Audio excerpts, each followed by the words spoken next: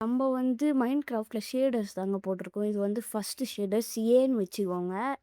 ஏன்னா நான் 2 ஷேடர்ஸ் பார்த்துருக்கேன். 2மே செம்மையா இருந்தது. அதனால தான் நான் இதையே சொல்லியிருக்கேன். கொஞ்சம் அங்கெல்லாம் போகலாம். அதோ அயன் கோலம் சும்மா அடிச்சுட்டு.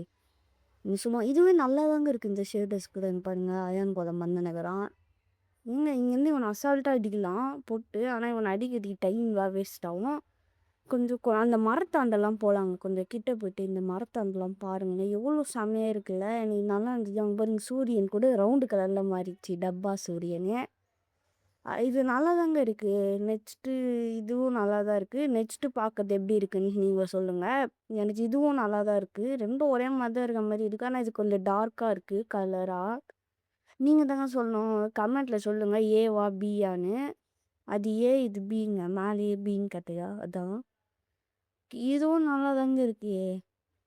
இதுதான் அதே வேர்ல்டு தான். அதே மாதிரி இது வேற. இதுவும் நல்லா இருக்கு. நல்லா டார்க்கா இலேஜரு. நீங்கள் தாங்க சொல்லணும் அது நல்லா இருக்கா இது நல்லா இருக்கான்னு. நம்ம அதுலேருந்தே அந்த ஷேடர்ஸ்லேருந்தே வீடியோ போடலாம். பாய்.